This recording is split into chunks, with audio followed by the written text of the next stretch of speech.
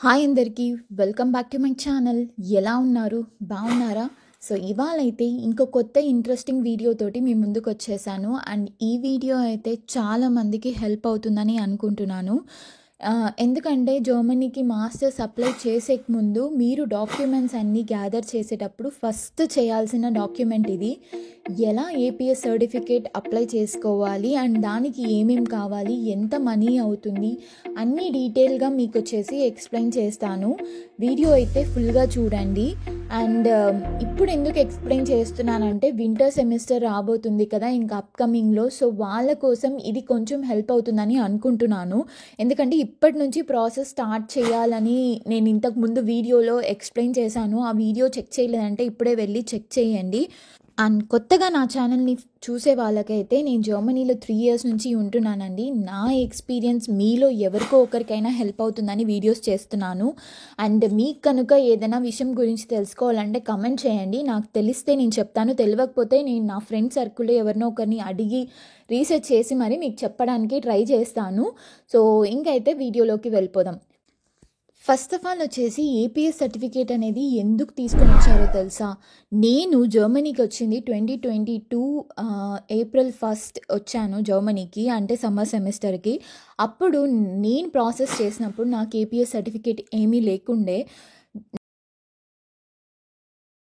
Indian embassy and German embassy వాళ్ళు అన్ని యూనివర్సిటీస్కి must APS certificate కావాలని చెప్పేశారు. ఎందుకు అని మీకు రీజన్ తెలుసా? అసలు ఫస్ట్ వచ్చేసి ఏపీఎస్ సర్టిఫికేట్ అంటే ఏంటి? మన దగ్గర ఉన్న అన్ని డాక్యుమెంట్స్ ఒరిజినలా కాదా, ఫేకా, ఏదైనా ఫోర్జరీ చేసామా అని చెప్పి తెలుసుకోవడానికే ఈ సర్టిఫికేషన్. ఇది వచ్చేసి మీ డాక్యుమెంట్స్ అన్నీ వచ్చేసి ఒరిజినల్ అని వాళ్ళు ఒక సర్టిఫికేషన్ ఇచ్చేలాగా.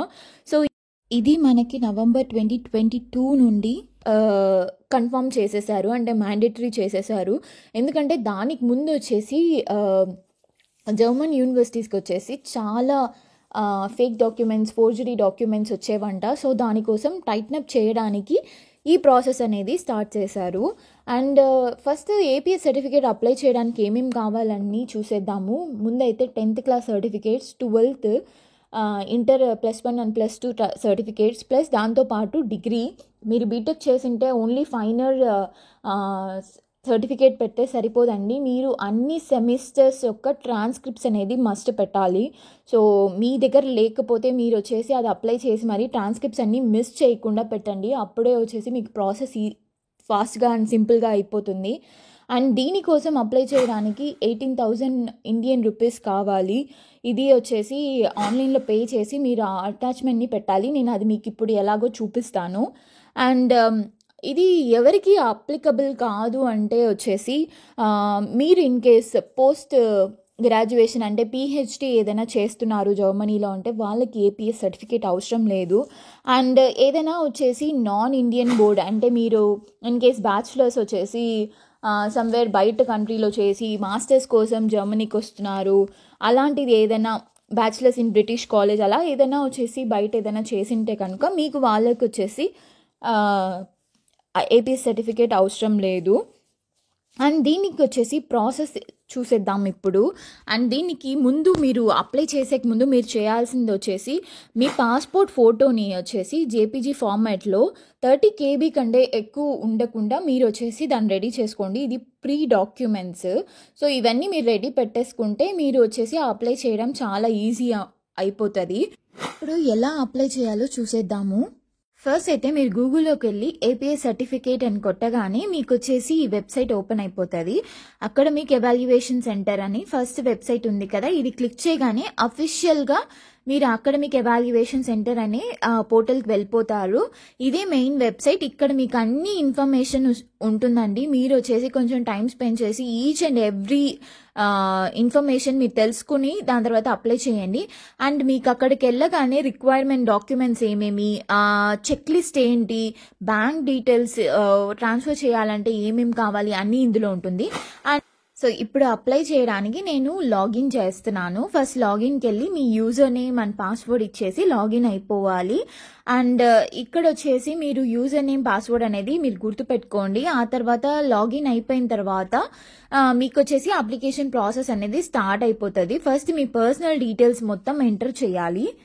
సో ఒక డమ్మీ ఇన్ఫర్మేషన్ ఇస్తున్నా నేను. సో దాని తర్వాత ఈ అప్లికేషన్ ప్రాసెస్ స్టార్ట్ అయిపోయిన తర్వాత పర్సనల్ డీటెయిల్స్, చాలా మంది చేసే మిస్టేక్ ఏంటంటే ఇక్కడ కొన్ని డీటెయిల్స్ వచ్చేసి రాంగ్గా ఎంటర్ చేసేస్తారు.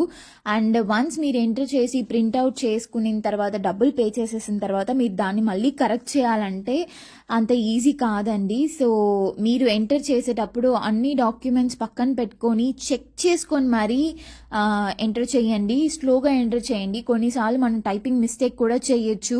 సో మీరు ఇవన్నీ చెక్ చేసుకొని వేయాలా. అండ్ చూసారా ఇక్కడ వచ్చేసి మీకు 30 KB చెప్పాను కదా, దానికంటే పెద్ద ఫైల్ యాక్సెప్ట్ చేయదు.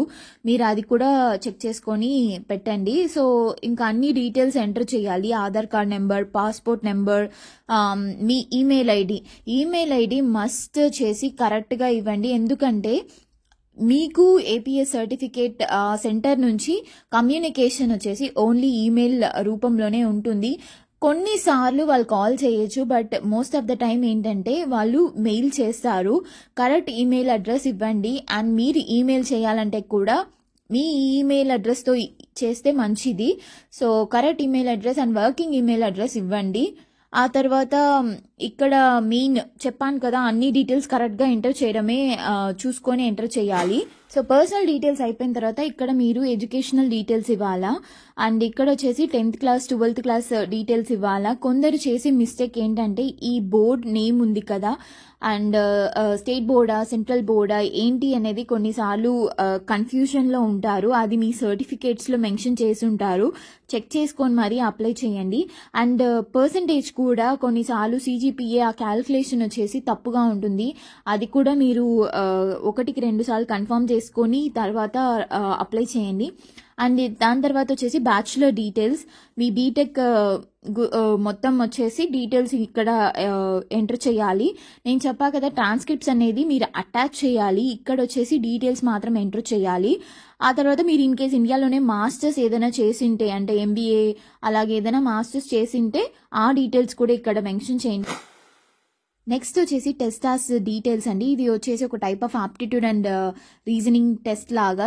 ఇది మీ దగ్గర సర్టిఫికేట్ ఉంటే ఆ డీటెయిల్స్ కూడా మెన్షన్ చేయొచ్చు. మాస్టర్స్ స్టూడెంట్స్కి అది అవసరం లేదు. ఎవరైతే బ్యాచులర్స్ అప్లై చేస్తున్నారో వాళ్ళకి అది కావాలి. దాని తర్వాత లాంగ్వేజ్ డీటెయిల్స్. చాలా మంది అనుకుంటారు IELTS రాసిండాలా, టోఫిల్ రాసిండాలా, జర్మన్ లాంగ్వేజ్ ఫినిష్ చేసిండాలా. అలా ఏమి లేదండి. ఇక్కడ వచ్చేసి మీరు లాంగ్వేజ్ వచ్చేసి ఇంగ్లీష్ సెలెక్ట్ చేసుకొని ఏంటి అనేది కూడా మీరు మెన్షన్ చేసేయచ్చు. మీ మ్యాండేటరీ ఇవి ఏమీ రాయాల్సిన పని లేదు ఈ APS సర్టిఫికేషన్కి. దాని తర్వాత మీరు డెఫినెట్లీ రాయాలి, బట్ APS సర్టిఫికేషన్ ప్రాసెస్కి అవసరం లేదు. అండ్ ఫైనల్గా వచ్చేసి పేమెంట్ డీటెయిల్స్. ఇక్కడ మీరు వచ్చేసి ఎలా పేమెంట్ చేస్తున్నారు అని చెప్పేసి మొత్తం డీటెయిల్స్ ఎంటర్ చేయాలి. మీరు ఇన్ కేస్ బ్యాంక్ ట్రాన్స్ఫర్ చేయాలనుకుంటే మీకు అదే వెబ్సైట్లో బ్యాంక్ డీటెయిల్స్ కూడా ఉంటుంది. అక్కడ మీరు బ్యాంక్ ట్రాన్స్ఫర్ చేసి ప్రూఫ్ ఆఫ్ ట్రాన్సాక్షన్ ఉంటుంది కదా, అది అటాచ్ చేయాలి.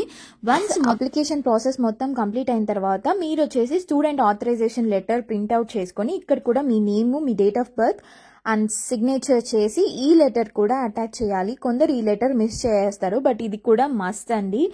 అండ్ ఈ లెటర్ అటాచ్ చేసిన తర్వాత మీరు కొరియర్ ప్రాసెస్ స్టార్ట్ చేయాలి. ఈ అప్లికేషన్ ప్రాసెస్ మొత్తం ప్రింట్అవుట్ చేసుకొని కొరియర్ చేయాలి ఢిల్లీ అడ్రస్కి. ఇది ఇక్కడ మీరు వచ్చేసి కొందరు ఏం చేస్తారంటే అప్లికేషన్ ప్రాసెస్ స్టార్ట్ చేస్తాం కదా, ఇక్కడ నుంచి డేట్ అనేది స్టార్ట్ అవుతుంది, అది 3 వీక్సా 4 వీక్సా ఎన్ని డేస్ అని కౌంట్ చేసుకుంటా ఉంటారు. బట్ కాదండి, మీరు ఎప్పుడైతే కొరియర్ సెండ్ చేసి వాళ్ళకి రీచ్ అవుతుందో అప్పటి నుంచే అప్లికేషన్ ప్రాసెస్ అనేది స్టార్ట్ అవుతుంది. ఇది జస్ట్ వచ్చేసి ప్రీ రిక్విజిట్ లాగా అనుకోండి. ఈ డాక్యుమెంట్స్ ఫిల్లింగ్ అంతా మీరు సెండ్ చేసిన తర్వాతనే డేట్ అనేది టైం అనేది స్టార్ట్ అవుతుంది. సో ఇక్కడ మీరు ఈ డాక్యుమెంట్స్ అన్ని ప్రింట్అవుట్ చేసుకొని మీ కాపీస్ అన్ని ఇంటర్ 10th ట్రాన్స్క్రిప్ట్స్ ఇక్కడ మీరు మెన్షన్ చేసినారు కదా, అన్ని డాక్యుమెంట్స్ కాపీ ప్రింట్అవుట్ చేసి ఈ ఆథరైజేషన్ లెటరు ప్లస్ మీరు బ్యాంక్ ట్రాన్స్ఫర్ చేసింటే ప్రూఫ్ ఆఫ్ ట్రాన్సాక్షన్, ఈ చెక్ లిస్ట్ అన్నీ పెట్టి మీరు కొరియర్ చేయండి. కొరియర్ వచ్చేసి స్లో సర్వీసెస్ ఉంటుంది కదా, కొరియర్ ఇండియన్ పోస్ట్ అలా కాకుండా స్పీడ్ సర్వీసెస్ ఏదైతే ఉందో అది ప్రిఫర్ చేసుకొని సెండ్ చేయండి. మీరు సెండ్ చేసిన తర్వాత అప్పుడు మీకు వచ్చేసి టైం పడుతుంది రిప్లై రావడానికి, కన్ఫర్మేషన్ రావడానికి, అన్నిటికీనే మీరు వచ్చేసి వెయిట్ చేయాలి. మీకు ఫోన్ చేస్తూ ఉంటే వచ్చేసి వర్కౌట్ అవుదండి. ఆ టైం ఫ్రేమ్ అనేది ఉంటుంది కదా, అక్కడ ఆ లోపల మీకు వచ్చేసి డెఫినెట్లీ రిప్లై వచ్చేస్తుంది. సో కొన్నిసార్లు వచ్చేసి ఏదైనా ఉంటే వాళ్ళు కాల్ చేస్తారు. మీరు ఇచ్చిన మొబైల్ నెంబర్ వచ్చేసి మీ యాక్సెసిబుల్లోనే పెట్టుకోండి. అండ్ మెయిల్ వచ్చేసి చెక్ చేస్తూ ఉండండి. ఏదైనా డాక్యుమెంట్స్ వాళ్ళు వచ్చేసి కన్ఫర్మేషన్ కోసం మళ్ళీ ఏమైనా అడిగితే మెయిల్ చేయొచ్చు. సో ఈ రెండు వచ్చేసి మీరు మీకు దగ్గరలోనే పెట్టుకోండి. ఇన్ కేస్ మీరు లిఫ్ట్ చేయలేదంటే సమ్ అదర్ పర్సన్ మీరు లేని టైంలో వాళ్ళు లిఫ్ట్ చేసేలాగా చూడండి. అండ్ సో మీకైతే ఈ ప్రాసెస్ మొత్తం అర్థమైపోయే ఉంటుంది అనుకుంటున్నాను. సో ఇవాళ వీడియో అదే. అండ్ మళ్ళీ ఇంకో వీడియోలో ఇంకో కొత్త ఇంట్రెస్టింగ్ టాపిక్ తోటి మీ ముందుకు వచ్చేస్తాను.